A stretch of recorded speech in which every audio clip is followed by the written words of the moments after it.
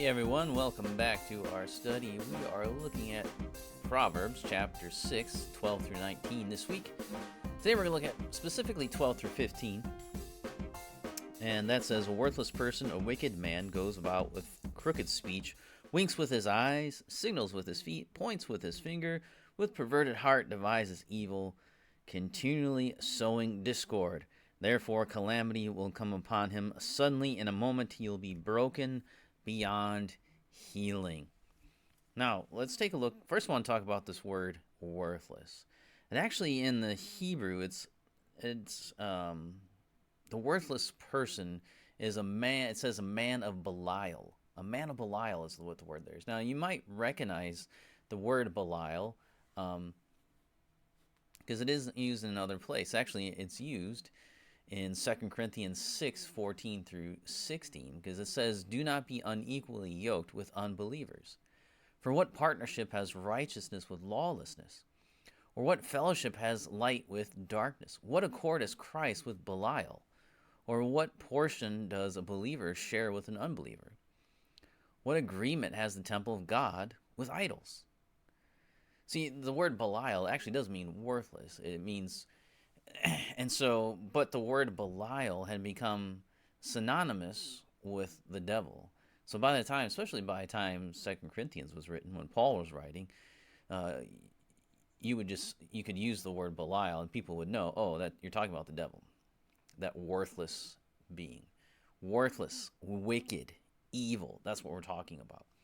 So when it says the worthless, and it says a worthless person, a wicked man, that's a parallelism, right? It's talking about using different phrase for the same person. So a worthless person is a wicked person, and vice versa. A wicked person is worthless. A worthless person is wicked, and that's how we can define it. So in 2 Corinthians, there you see right away that Paul is saying, what does a believer have to do with an unbeliever? What does Christ have to do with the devil? What does that have with the worthless one, the wicked one, Belial? What does he have to do with that? Clearly, the answer is nothing. And so that's the teaching there, is not to be unequally yoked, because those two do not go together. So a worthless person, a righteous person, and a wicked person can't be yoked together. That's why it says, don't be unequally yoked with unbelievers.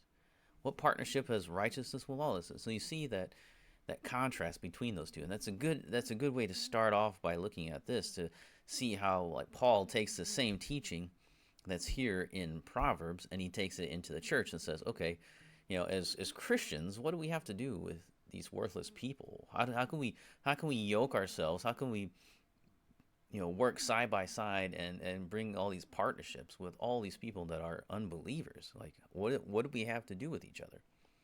What fellowship do I have with darkness when I'm light? How can I have fellowship with these people? So that's the problem. I can't have fellowship with these people. I need to disassociate myself from them, especially from Belial, from the devil. We don't have anything to do with him.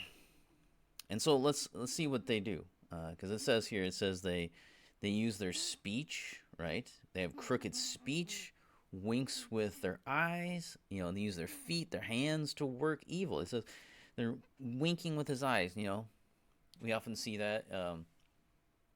It's a signal. And so these are all signals. Winks with his eyes, signals with his feet. Like when they're lying, they're not telling the truth, right? And they're pointing with their finger, casting blame. You're pointing, look that way, or you're casting blame, or you're using crooked speech. It's not exactly what you mean, but it is. You're saying words that have a double meaning, double entendres, and all this kind of stuff, and innuendos, and not saying what you actually mean, and basically lying. That's what he's talking about. These people have crooked and evil speech, and then they're always, they got their fingers crossed behind their back, right? They're saying one thing and meaning another. They're kind of, they kind of morph into whatever you want them to be, so you don't really know what they believe. They could be changing all the time and stuff like that. So and that's what it is. It's a man who's worthless. He's worthless. We don't want to be that way, right? We want to say. That's why the Bible says to say what you mean. Don't be double tongued. Let your yes be yes and your no be no. So we want to make sure we do that. Now, the next point is that this person here, this worthless person, this wicked man, his perverted heart is set on evil. He continually sows discord, contention, strife, brawling. That's all mentioned here. So with perverted heart, he devises evil. He devises evil with his heart. So I always go back to the story of John Newton, who wrote Amazing Grace. And, he was brought up by a Christian mother, but then she passed away. And he was basically raised aboard ships as a young man. And he was renowned for his ability to devise swears and would curse nonstop, straight for hours. Um, and so he would put some of these people that swear all the time to shame, and that's what he did. His heart was always devising evil. Just a wicked, crooked, speeched man, just horrible. Of course, God got a hold of him, but he was the worthless person. And continually sowing discord. We'll get back to that at the end, because he's going to mention that as something that God hates, is sowing discord. And so I just leave it here for right now. Is you don't want to sow discord. That is someone who's worthless does that. Someone who's wicked does that. He says, therefore, calamity will come upon him suddenly. And so there's this idea of sowing discord, of fighting, all these kind of the strife and kind of brawling. All these kind of words are the idea that is contained in this discord word. It has the word of being of stirring up contention, strife, fighting, brawling. It's all those are all kind of the words that are used to describe that word in English. So you get the idea. Always fighting, always causing strife, always willing to pick battle, pick fights with people. That's what they do. And so we see what the end of their life is, though. In verse 15, it says, therefore calamity will come upon him suddenly. In a moment he will be broken beyond healing. Calamity comes upon them suddenly. It says suddenly is repeated in this sentence. In the original, it's suddenly. In a moment. It's the same word, just repeated. So you get that idea, like, man, it's gonna come. Boom. They're not even gonna know. Calamity will come upon them, whether it's 80 years from now or tomorrow. Either way, it's coming suddenly upon them. They're not going to be prepared for this calamity. Is really the idea, and that's true. I mean, when you die, and when you die, you're not going to be prepared for that calamity that comes upon you. When suddenly you are cast into, punishment, right? God's punishment. You're not ready for this. As he says, they are broken without remedy. There's no earthly cure for what will come upon them. There's no way. There's nothing. There's no cure. There's nothing to heal this. Now, whether this happens in this lifetime, or it could be extended out to eternally, either way, there's no remedy for hell, right? There's no remedy for hell. If you're there, that's it. You're not going to sit there and work your way out. You can't buy your way out. You can't apologize enough to get yourself out of there. That's it. Calamities come upon you. You get what you deserve, is what basically what's saying. You were worthless, and here's your punishment for being this worthless, wicked person. There is no remedy. You're beyond healing. Beyond healing. Wow, that is eternal condemnation right there. There's no fix to that. There's no fix.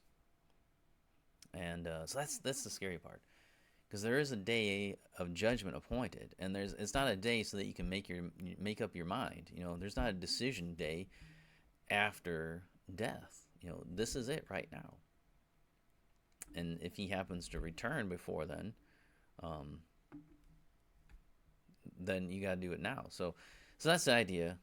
You need to come to the Lord now because you might die anytime. And if you're not ready, there's no remedy for this. You can't get there and be like, well, I didn't know. You can't plead ignorance. You can't plead anything else, really. There's no pleading. The die has been cast. That's it. It's done. So we need to hear these words and get that sense of fear there. I don't want to be a worthless person. I don't want to be a wicked man who goes about with crooked speech and is always not saying what he means. I want to be able to say what I mean. I don't want to be some worthless person stirring up discord and strife and fighting with people and being contentious with people. I don't want to be that. I don't want to be that person because that's the worthless person. Now, there's one thing if you're just going to state the truth, but if you're always going around just picking fights with people, going online and and just needling people, throwing out comments just to stir up the pot. People who stir up the spot. He's saying you're worthless. So we shouldn't just go in seeking to sow discord. Now there might be. Well, I'll get into this next time because we'll talk about that towards the end. I don't want to get too much into this, but I want to finish with that the next time. So yeah, don't do that. So I'll finish here for today.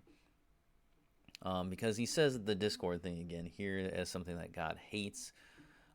Worthless people do it. God hates it. So we'll definitely get back into that at the end of next time. So let me finish here for today, and I'll catch you back here next time for the next part of our study.